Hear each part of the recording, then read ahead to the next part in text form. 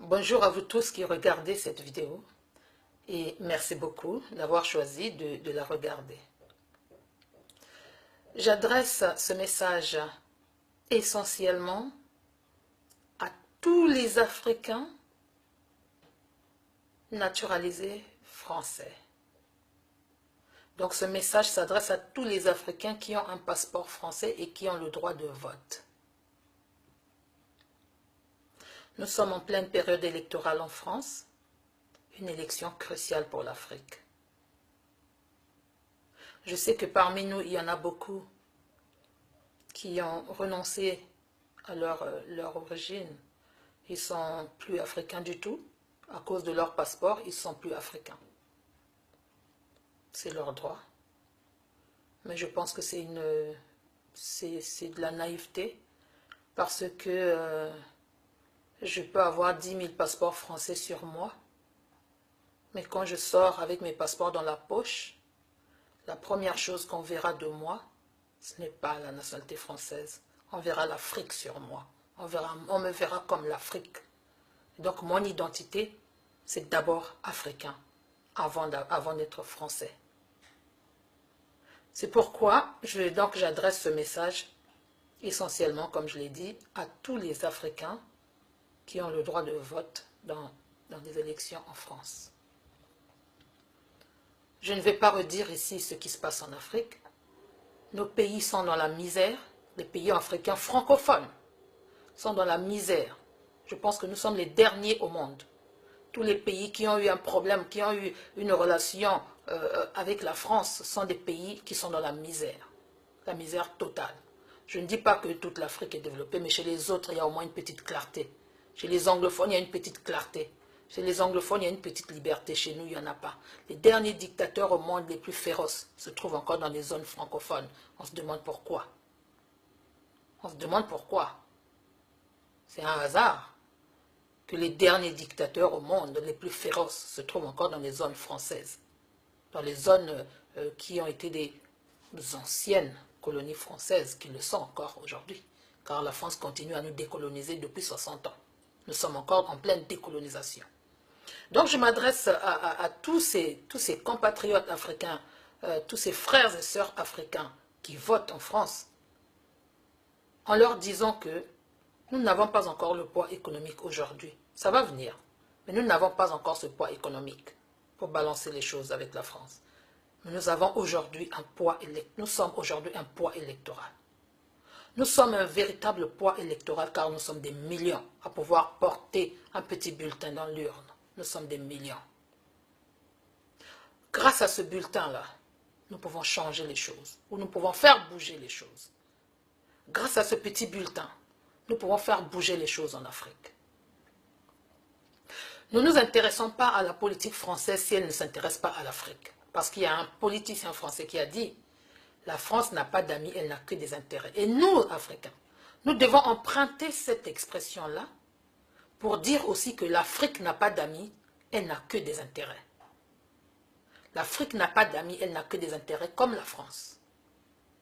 La France est notre maître, elle nous enseigne tout, donc nous prenons tout d'elle. Si la France trouve que c'est bien de ne pas avoir d'amis et de n'avoir que des intérêts et que ça lui va, pourquoi nous ne ferions pas pareil? C'est la France notre maître. Nous apprenons tout de la France. Donc la France n'a pas d'amis, elle n'a que des intérêts. C'est une très bonne chose. L'Afrique n'a pas d'amis, elle n'a que des intérêts. Froidement, nous n'avons pas d'amis, nous n'avons que des intérêts. Celui qui n'est pas content, ce n'est pas grave. Donc cette élection-là, ça m'attriste de voir des Africains qui sont là à dire « Ah oui, mais lui, il a une bonne politique française. L'autre, lui, il a une bonne politique de je ne sais pas quoi. Et l'autre, non, mais tu sais, l'économie, machin. » Mais qu'est-ce qu'on en a à foutre de l'économie de la France si l'économie de l'Afrique doit en pâtir? Qu'est-ce qu'on en a à foutre si l'économie de l'Afrique doit en pâtir? Nous sommes tous Français, certes. Mais nous sommes des Français qui subissons une injustice au quotidien et partout. En Afrique, nous sommes dans la souffrance. Et en France, nous sommes aussi dans le déni. Parce qu'en France, on nous demandera toujours d'où vous venez. Ça m'est arrivé. Hein. Je sortais d'un bureau de vote. Je sortais d'un bureau de vote en France. Après avoir voté, j'étais contente d'avoir accompli mon devoir civique. Je sors, je rencontre des personnes, des Français comme moi, mais des Blancs. Alors j'ai dit bonjour, comme d'habitude, toute idiote que je suis. Ah, bonjour madame, bonjour. Ah, voilà, on discute après, il dit, vous venez d'où? Je dis, non, du bureau de vote, je viens de voter. Oui, mais d'où vous venez? Je dis, d'où je viens, c'est-à-dire, votre origine. Madame, je viens de voter. Non, elle n'a pas compris que je venais de voter, elle veut savoir mon origine. Voyez? Je ne m'en sens pas frustrée, hein. Je ne m'en sentais pas frustrée, je lui ai dit, oh, je suis du Congo-Brazzaville. Bon, il faut savoir pourquoi le Congolais-Brazzaville vient voter en France. C'est ça, hein? Donc on ne voit pas mon passeport d'abord, on voit d'abord ma peau, on voit d'abord mon identité qui est gravée sur ma peau. Je suis l'Afrique. Je porte l'Afrique en moi et sur moi. C'est visible. De loin, on voit que c'est l'Afrique qui arrive. Vous voyez? Nos enfants qui sont nés en France, nous ne le rendons pas. C'est une erreur. Hein. Ceux qui font croire à leurs enfants qu'ils sont devenus français comme les autres. Ils ne sont pas français comme les autres. Ils ne sont pas français comme les autres. Peut-être que vous n'avez jamais eu d'expérience dans ce sens-là, mais moi j'en ai connu. J'en ai connu. Il y a une prof qui va se reconnaître. Ma fille est née en France, et en classe, en cours de géographie, je ne sais pas ce qu'il faisait, elle était en train d'expliquer quelque chose qui avait rapport avec l'Afrique, et la bonne dame, elle dit, ah oui, mais X va peut-être nous dire comment ça se passe en Afrique. X, c'est ma fille, hein. Elle va peut-être nous dire comment ça se passe en Afrique. Et ma fille qui dit, ah mais je ne sais pas comment ça se passe en Afrique. Ah bon, comment ça tu ne sais pas? Parce que j'ai jamais été. Ah, et tu viens d'où? Voilà. Elle dit, bah, je suis d'ici. Elle fait, oui, mais vos origines. Voilà, ma fille, elle est née en France, mais on lui demande toujours ses origines. C'est pour vous dire que nous sommes français, oui, mais avec des origines. Comme les Français de Bretagne, les Bretons, comme les Français basques, comme les Français corses, comme les Français... Il ne faut pas se cacher, il ne faut pas se leurrer. Le Corse est fier de dire qu'il est corse. Le Breton est fier de dire qu'il est breton. Nous, soyons fiers de dire que nous sommes africains. Et cette Afrique-là, elle est en souffrance. Si nous jouons le jeu de la France, nous prenons part à la souffrance de l'Afrique. Et nous contribuons à ce que nos enfants meurent encore de plus en plus dans la Méditerranée, dans les soutes d'avion, dans je ne sais quoi d'autre, juste pour chercher à venir en Europe, là où il n'y a plus rien. Tout le monde sait que l'Europe est finie. L'Européen lui-même sait que son pays est fini. Il n'y a que l'Africain qui pense que l'Europe existe encore. Donc je voulais dire que, dans ces élections, les programmes des gens, si c'est pour embellir la France, ça ne nous intéresse que si ça peut aider, si ça peut avoir de l'impact positif sur la France, sur l'Afrique.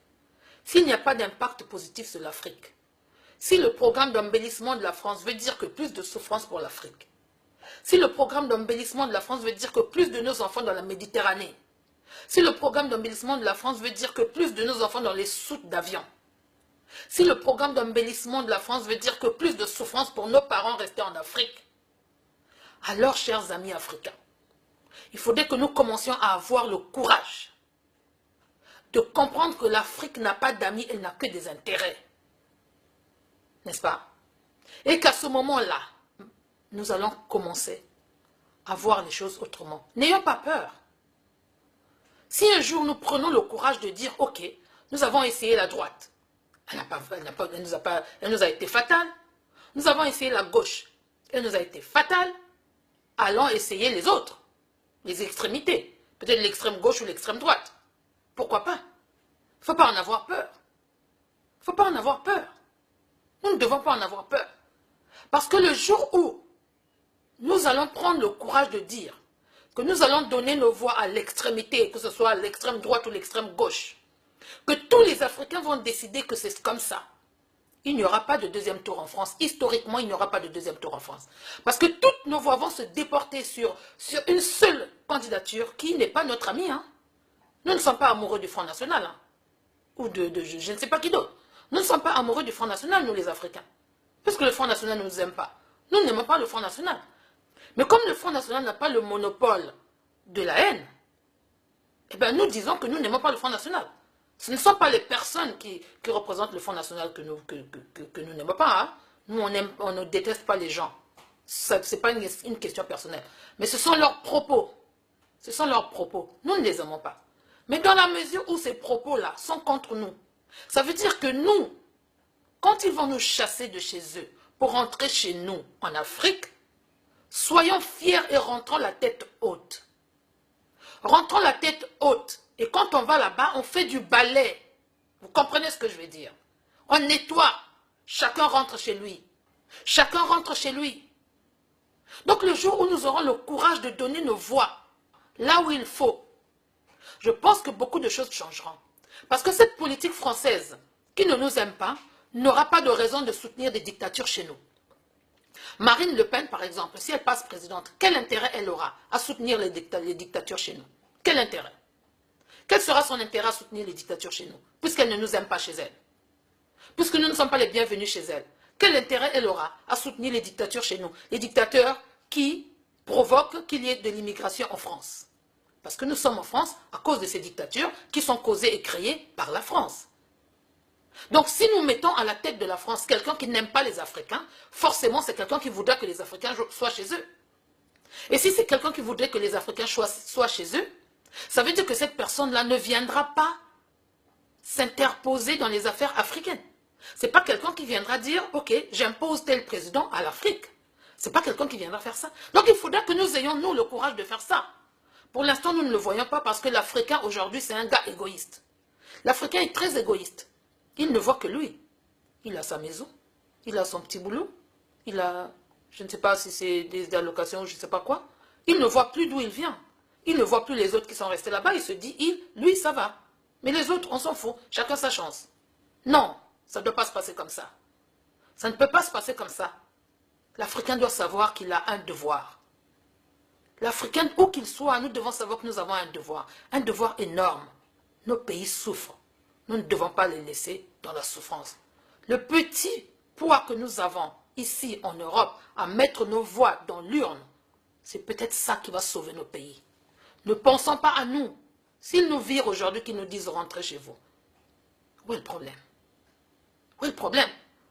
Si la France s'est développée grâce aux richesses de l'Afrique, l'Africain ne peut pas se développer tout seul grâce à ses propres richesses. Si la France vit grâce au café de l'Afrique, si la France vit grâce au pétrole de l'Afrique, si la France vit grâce au cacao de l'Afrique, l'Africain ne peut pas vivre grâce à son café et son cacao et son pétrole? De quoi avons-nous peur? De quoi avons-nous peur? Tout ce qu'il y a en Afrique, en France, vous voyez comment nous travaillons dur en Europe ici? C'est nous qui construisons aussi. Hein? Donc si nous mettons ce cœur-là à travailler, au lieu de travailler comme des esclaves, si nous mettons ce cœur à travailler pour nous-mêmes, nous n'allons pas avancer. Il faut simplement qu'on cesse d'être égoïste. Il faut simplement qu'on change, qu'on comprenne que nous sommes Africains avant tout. Quoi que l'on fasse, quoi que l'on dise, ce n'est pas par haine, c'est par réalisme. Nous sommes Africains avant tout. Où que nous allions, on nous demandera toujours d'où nous venons.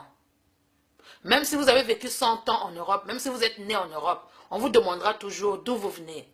Parce que vous portez la couleur de votre peau. Ce n'est pas pareil. Hein? Un Italien qui vient en France, qui fait des enfants, on ne demandera pas à ces enfants-là d'où vous venez. Hein, parce qu'ils n'ont pas la couleur de la peau de quelque part d'autre que de l'Europe. Il ne faut pas se voiler la face. Nous sommes Africains. Et nous le demeurerons. Nous resterons Africains.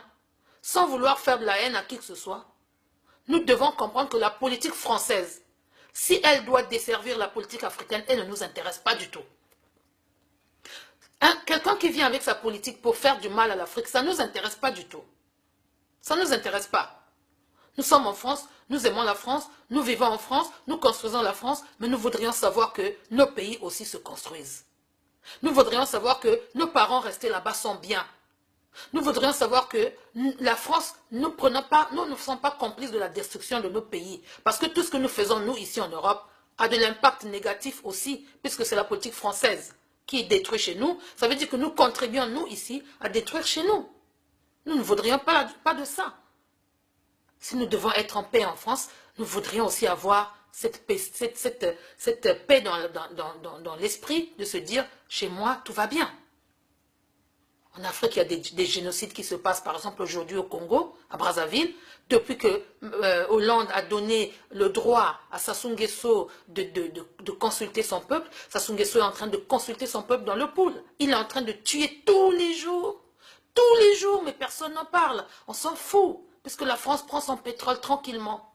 La France prend son or tranquillement. La France prend son diamant tranquillement. La France prend son cacao tranquillement. La France prend son café tranquillement. Personne ne l'embête.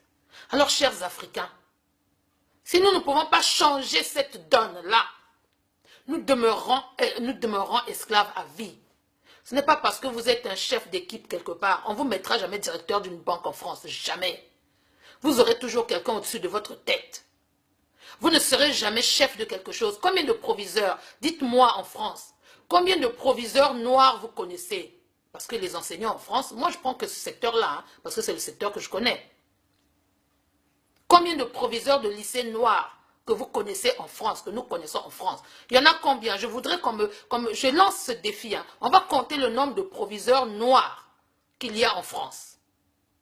Quand on a fini de compter le nombre de proviseurs noirs qu'il y a en France, on compte maintenant le nombre de principaux noirs, donc des chefs d'établissement collège noirs en France. Il y en a combien? Et quand on a fini, on va compter le nombre de directeurs d'écoles primaires noirs en France. Quand on a fini de compter le nombre de directeurs d'écoles primaires noirs en France, on va compter le nombre de directeurs et directrices d'écoles maternelles noires en France. Quand on a fini de faire ça, on va compter le nombre de directeurs et directrices de crèches noires en France. C'est là où nous comprendrons que tout ce que nous faisons là, c'est de la survie. C'est de la survie. Nous dépendons de ceux qui nous contrôlent. Nous travaillons pour eux. Tous, nous mangeons parce qu'ils nous donnent du travail. Alors, si nous les combattons sans que nous n'ayons nous-mêmes la force de pouvoir faire des choses, comment ça peut se passer? Ça ne se passera que contre nous. Mais le seul moyen que nous avons aujourd'hui de combattre cette politique-là, c'est de mettre les bons bulletins dans l'urne et de peser le plus possible dans le poids et sur le poids électoral. C'est tout ce que nous avons aujourd'hui. Et nous devons le faire. Nous devons le faire. Donc quand on vous donne un petit job, vous êtes chef d'équipe là-bas, ne dites pas, moi je ne suis plus africain. Vous êtes toujours africain. On ne vous donne pas ce travail-là parce qu'on trouve que vous êtes mieux que les autres. Non, vous n'êtes pas mieux que les autres. Vous êtes toujours africain. Et l'Afrique a toujours besoin de vous. L'Afrique a besoin que vous puissiez... L'Afrique pleure. L'Afrique crie. Mes enfants, vous êtes où? Vous m'avez abandonné. Mes enfants, vous êtes où mes enfants? L'Afrique pleure. Nous sommes où, nous? Alors cette politique, ayons le courage, je redis, ayons le courage un jour de prendre le mauvais bulletin et de le mettre dans l'urne, c'est-à-dire le Front National. Un jour, il faudra le faire. Un jour, nous devons avoir le courage de le faire. Un jour, nous devons avoir le courage de ne plus avoir honte d'être noir. Un jour, nous devons avoir le courage de ne plus avoir peur d'être africain. Un jour, nous devons avoir le courage de ne plus avoir peur du Front National. Nous devons affronter le Front National. Nous devons être face à face avec le Front National. Un jour, nous devons nous lever pour dire au Front National, nous voulons rentrer chez nous. Nous laissons ton pays. Nous rentrons chez nous. Et tu ramasses ceux de toi. Si c'est tes enfants qui sont chez nous, tu ramènes chez toi. Nous rentrons chez nous. Ne viens pas chez nous. Ne viens pas. Si tu viens en ami. Tu viens en collaborateur. Tu viens en partenaire. Quand tu viens chez nous, Front National, tu viens en partenaire. La France, on lui imposera cela. Nous imposerons à la France de traiter avec nous comme des partenaires. Parce que c'est comme ça. Nous ne pouvons pas le faire autrement. Et quand nous avons fini de prendre conscience que nous avons le poids politique sur ce point-là, il faudra qu'on se réveille tous, tout Africains, qu'on se réveille, que nous sachions que nous avons le devoir d'avoir un poids économique aussi dans ces pays-ci. Nous avons le devoir d'avoir un poids économique dans ces pays-ci. Créer de l'emploi et les embaucher eux aussi. Quand nous allons créer de l'emploi, nous allons créer des petites entreprises et les embaucher eux aussi. Ça changera les choses. Ça changera les choses. Ici en Angleterre, les Indiens ont un poids politique et économique. Quand on fait une petite blague contre un Indien ou un Pakistanais, la reine s'excuse publiquement. La reine présente ses excuses publiques à la communauté qui a juste... le petit-fils de la reine, Harry, a fait une petite blague à son copain, c'est son ami, un Pakistanais. Il l'appelait Paki. Il a fallu que la reine s'excuse publiquement et que lui-même, Harry, s'excuse publiquement auprès de cette communauté parce que les gens se sont levés. Ils ont cette force-là. Ils ont cette force. Ils ont le poids économique. Parce qu'au niveau de la banque, quand on va voir que c'est nous-mêmes qui allons pleurer pour aller demander les droits de découvert à la banque et nous sommes toujours fauchés. Quel respect ils vont avoir pour nous? Quand on sait que notre masse monétaire de notre communauté ne circule jamais dans notre communauté, elle va toujours ailleurs. Quand on sait que l'Africain, il ne peut pas acheter son manioc chez son frère africain, il va l'acheter, ou son attiqué chez son frère africain, il doit l'acheter chez le Chinois. Mais notre argent sort de la communauté. Nous sommes la seule communauté qui mettons notre argent ailleurs. Et nous nous pleurons et nous nous plaignons. L'argent d'Africain doit circuler dans la communauté africaine. Ça restera toujours en France ou en Europe, dans toutes les banques européennes. Notre argent restera toujours là, dans la communauté, dans la société dans laquelle nous vivons. Mais notre communauté doit se fortifier avec notre argent. Réfléchissons combien de millions nous sommes. Combien de millions d'Africains travaillent en France? Combien de millions il y a dans notre communauté? Où va cet argent? Où vont les millions des Africains dans les banques, dans les caisses des autres? Et si par exemple nous avions nos restaurants, nos hôtels, nos je ne sais quoi, nous faisons circuler notre argent là-dedans. S'il n'y a pas chez nous, on va voir ailleurs après, mais s'il y a chez nous, on prend chez nous. Vous ne voyez pas que les millions qui tournent, qui sortent de notre communauté vont rester chez nous? Ça, c'est un poids indéniable. Ça, c'est un poids indéniable. Parce que celui qui a des millions à la banque, s'il dit à la banque, je retire mon argent, la banque tremble. C'est comme ça que ça doit se passer. S'il dit à la banque, je retire mon argent, la banque tremble. Les gens changent de comportement vis-à-vis de nous. Tant que nous resterons ces petits employés à qui on nous bombarde avec des gros diplômes pour nous mettre la poudre aux yeux. Après, on va dire, oh, c'est rien du tout ça. Parce que au final, il faut qu'on aille chercher du travail chez eux. Au final, il faut qu'on aille chercher du travail chez eux. Et ils n'en veulent même pas. Ils nous donnent des gros diplômes, ils n'en veulent pas. Ils ne veulent même pas de nous avec nos gros diplômes. Ça ne sert à rien d'aller se mettre à genoux quand il ne faut pas. Nous avons cette possibilité-là. Nous avons ces capacités-là de pouvoir nous mettre, de pouvoir nous offrir cette petite indépendance. Commençons par là. Parce que si nous avons cette indépendance économique ici en Europe, il y aura de l'impact chez nous. Et l'indépendance que nous recherchons chez nous partira d'ici. L'indépendance que nous recherchons chez nous en Afrique partira de l'Europe. Nos enfants n'iront plus mourir dans la Méditerranée. Les Sassou Nguesso n'iront plus tuer paisiblement dans le pool, tuer, massacrer, paisiblement sans que quelqu'un ne dise quelque chose.